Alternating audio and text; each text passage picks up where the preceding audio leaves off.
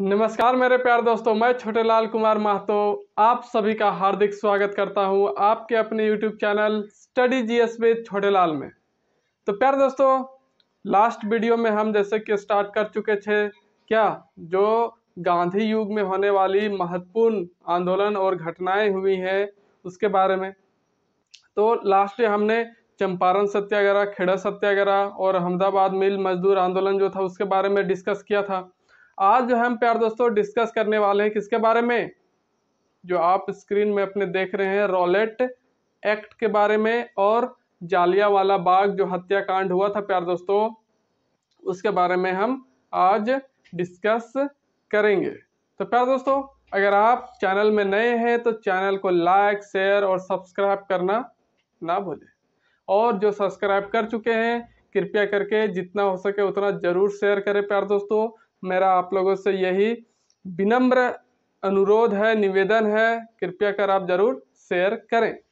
तो चलिए प्यारे दोस्तों, आज की क्लास को शुरू करते हैं जो होगा हमारा 1919 का रॉलेट एक्ट। रॉलेट एक्ट जो है प्यारे दोस्तों कब भारत आया था, 1919 में, है ना। तो 1919 में रॉलेट एक्ट भारत आया और भारतीयों ने इस कानून को, ये कानून था, है ना, एक्ट था, तो इस कानून को भारतीयों ने काला कानून की संज्ञा दी, है ना। कौन सी संज्ञा दी? काला कानून की संज्ञा दी। तो प्यारे दोस्तों, ये बात करते हैं कि ये जो रॉलेट एक्ट है वो किसके द्वारा बनाया गया, कब गठित किया गया, कैसे ये भारत आया। तो बात करेंगे प्यारे दोस्तों कि इंग्लैंड हाईकोर्ट में एक न्यायाधीश हुआ करता था। कौन? सिडनी रॉलेट, है ना। इंग्लैंड के हाईकोर्ट में एक क्या था, न्यायाधीश, जिसका नाम था सिडनी रॉलेट। इसी सिडनी रॉलेट के अध्यक्षता में जो है प्यारे दोस्तों एक समिति का गठन किया गया, है ना, या फिर एक समिति बनाया गया। और उस समिति में जो है प्यारे दोस्तों कुछ उपाय सुझाए गए कि किस तरह से जो है ब्रिटिश सरकार जो है भारत में जो क्रांतिकारी गतिविधियां हो रही हैं उसको कैसे अपने वश में कर सकती है, कैसे कंट्रोल कर सकती है। तो इससे रिलेटेड जो है, इससे संबंधित कुछ उपाय बताए गए जो समिति बनाया गया था रॉलेट के अध्यक्षता में, है ना। और वो जो समिति है प्यारे दोस्तों 10 दिसंबर 1917 को बनाई गई थी। और इस प्रकार जो है प्यारे दोस्तों 18 मार्च 1919 को रॉलेट एक्ट क्या हुआ, पारित हुआ और फिर भारत भेज दिया गया। कब? 1919 में, है ना। तो 18 मार्च 1919 को रॉलेट एक्ट पारित हुआ, फिर भारत आया। और इसका जो मेन उद्देश्य था प्यारे दोस्तों, एम क्या था कि ब्रिटिश सरकार जो है क्रांतिकारी गतिविधियों को किस तरह से अपने नियंत्रण में कर सकती है या फिर कैसे करेगी, वही इसका मुख्य उद्देश्य था। ब्रिटिश सरकार द्वारा क्रांतिकारी घटनाओं पर नियंत्रण रखा जा सके, है ना, इसके लिए ये कानून बना था। लेकिन जो है प्यारे दोस्तों ये जो कानून था इसका बहुत ज़्यादा विरोध हुआ हमारे देश भारत में। बड़े बड़े लोगों ने इसका विरोध में मतलब कि जो भी हो सका अपने तरीके से काम किए। तो इसका विरोध क्यों हुआ था प्यारे दोस्तों कि इसमें ये प्रावधान था इस कानून के तहत कि जितने भी क्रांतिकारी हैं, जो भी क्रांतिकारी हैं उसको गिरफ्तार करके, है ना, उसमें उसके ऊपर जो है सीधा मुकदमा चला करके जो है जो भी सजा देने का होगा ऑर्डर वो दिया जाएगा। इसमें जो है जिसको गिरफ्तार किया जाएगा वो ना ही किसी अपील, ना ही किसी वकील वकालत के जो है काम करेगा, मतलब कि उस पर जो है कोई भी एडवोकेट केस उसका नहीं लड़ता या फिर कहीं भी उसकी अपील नहीं लिखी जाती। सीधा उसको गिरफ्तार करके मुकदमा चला करके सजा दिया जाता था, है ना। तो ये एक बहुत ही गंदा कह सकते हैं कि कानून था, है ना, जिसी के विरोध में जो है भारतीयों ने तरह तरह के विरोध प्रदर्शन करना शुरू कर दिया।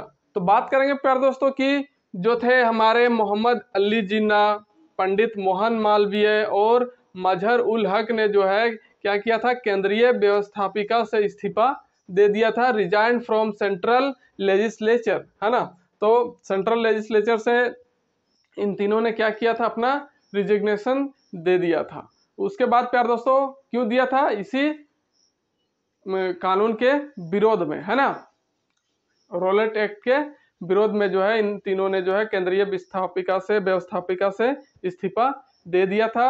और प्यारे दोस्तों, गांधी जी के सलाह पर जो है सत्याग्रह सभा की स्थापना की गई थी इसी कानून के विरोध में। कब? 6 अप्रैल 1919, 6 अप्रैल 1919 को जो है प्यारे दोस्तों गांधी जी के सलाह पर जो है क्या स्थापना किया गया था, किस चीज का? सत्याग्रह सभा की स्थापना की गई थी। और ये जो है प्यारे दोस्तों विरोध किसी एक जगह पर नहीं रहा, देश के लगभग हर बड़े शहरों में जो है इसका विरोध बढ़ता चला गया। दिल्ली, लाहौर, मुल्तान, अमृतसर, जालंधर, अहमदाबाद में जो है इसका विरोध बढ़ने लगा। और इसके विरोध में जो है लोग क्या करने लगे? भूख हड़ताल करने लगे। क्या करने लगे? भूख हड़ताल करने लगे। और इस कानून का जो है सबसे ज्यादा विरोध जो है, विरोध की जो आग है वो कहाँ सबसे ज्यादा लगी? अमृतसर में लगी, है ना। सबसे ज्यादा आग जो है इस विरोध का कहाँ देखने को मिला? अमृतसर में, है ना। और इसी विरोध में, ये जो अमृतसर में विरोध चल रहा था प्यारे दोस्तों, इसी विरोध में जो है शामिल होने के लिए महात्मा गांधी जी आ रहे थे, है ना, कि चलिए महात्मा गांधी जी जो है अब इस विरोध में शामिल हो जाएंगे। कौन से विरोध में? अमृतसर में जो है रॉलेट एक्ट का विरोध चल रहा था उसमें। तो अंग्रेजों ने सोचा कि अगर गांधी जी वहां चले जाते हैं तो हम लोगों के लिए बहुत बड़ी समस्या हो जाएगी, है ना। इसलिए जो है गांधी जी को वहां पहुंचने से पहले गांधी जी को जो है पलवल रेलवे स्टेशन पर जो हरियाणा में है वहां से गांधी जी को गिरफ्तार कर लिया गया। वो जान गए थे अंग्रेज कि अगर गांधी जी गए तो हालात को संभालना मुश्किल हो जाएगा, है ना। इसलिए वहां जाने से पहले ही गांधी जी को पहली बार अंग्रेजों ने गिरफ्तार किया था। कहां पर? पलवल रेलवे स्टेशन पर जो हरियाणा में है। तो बात करेंगे प्यारे दोस्तों कि उस टाइम जो है पंजाब का उपराज्यपाल हुआ करता था जनरल ओ डायर। कौन? जनरल ओ डायर जो हुआ करता था अमृतसर का और पंजाब का उप राज्यपाल। तो बात करें कि ये तो था उपराज्यपाल, इसी के द्वारा वो जालियांवाला बाग हत्याकांड भी हुआ था, उसके बारे में भी आएंगे हम लोग। तो फिर क्या हुआ प्यारे दोस्तों कि 9 अप्रैल 1919 में हिंदू और मुस्लिम दोनों मिल करके एक साथ संयुक्त जुलूस निकाल रहे थे, है ना। जुलूस निकालने की जो है बात हुई थी और जुलूस निकाल भी रहे थे। इसी जुलूस में जो है गांधी जी भी आने वाले थे, लेकिन गांधी जी को आने से पहले ही क्या कर लिया गया? गिरफ्तार कर लिया गया, एक साजिश के तहत, एक प्लान के तहत, है ना। उसके बाद क्या हुआ प्यारे दोस्तों कि 9 अप्रैल 1919 हिंदू मुस्लिम ने संयुक्त जुलूस निकाला। और इसी जुलूस में जो है डॉक्टर सत्यपाल और डॉक्टर सैफुद्दीन किचलू की क्या हुई? गिरफ्तारी हुई। मतलब डॉक्टर सत्यपाल और डॉक्टर सैफुद्दीन किचलू को गिरफ्तार कर लिया गया 9 अप्रैल 1919 में। तो प्यारे दोस्तों अब बात करेंगे जालियांवाला बाग हत्याकांड, जो बहुत ही इतिहास में फेमस है, प्रसिद्ध है, जिसके बारे में हम बचपन से ही सुनते आए हैं, पढ़ते आए हैं। तो चलिए देखते हैं कि ये जालियांवाला बाग हत्याकांड क्या था। तो जैसे ही 9 अप्रैल को गिरफ्तार किया गया था डॉक्टर सत्यपाल को और सैफुद्दीन किचलू को, तो इसी के विरोध में जो है क्या हो रहा था? सभी लोग जालियांवाला बाग पर जो है इकट्ठा होकर सभा कर रहे थे, है ना। ये जो जुलूस निकला था और उस जुलूस के तहत जो है डॉक्टर सत्यपाल और सैफुद्दीन किचलू को जो गिरफ्तार किया गया था ना, उसी के विरोध में, है ना, सभी लोग जो है जालियांवाला बाग पर इकट्ठा हुए और एक सभा कर रहे थे।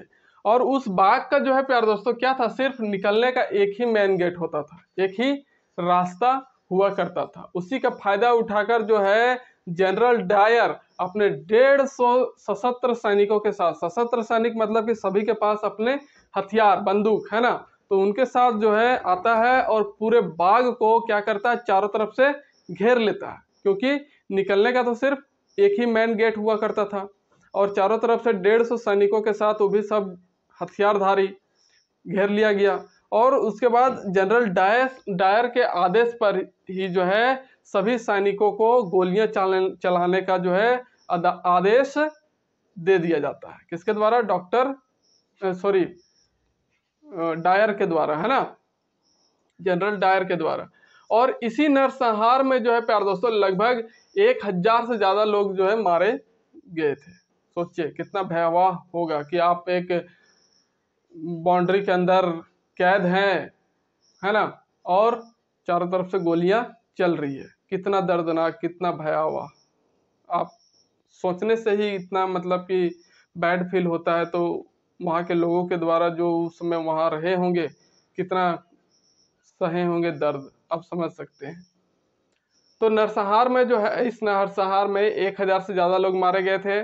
और इसी जालियांवाला बाग हत्याकांड जो हुआ था, इसके विरोध में रविन्द्रनाथ टैगोर जी ने क्या किया था, जो अंग्रेजों के द्वारा, जो ब्रिटिशर्स के द्वारा इनको उपाधि दिया गया था सर और नाइटहुड की, है ना, अंग्रेजों के द्वारा जो रविन्द्रनाथ टैगोर जी को उपाधि दिया गया था सर एंड नाइटहुड की, उस उपाधि को इन्होंने इसके विरोध में क्या किया, वापस लौटा दिया। बोला कि नहीं चाहिए आप लोगों का, मुझे ये उपाधि रखिए, आप लोग जो इस तरह का काम कर रहे हैं इससे कौन खुश होगा।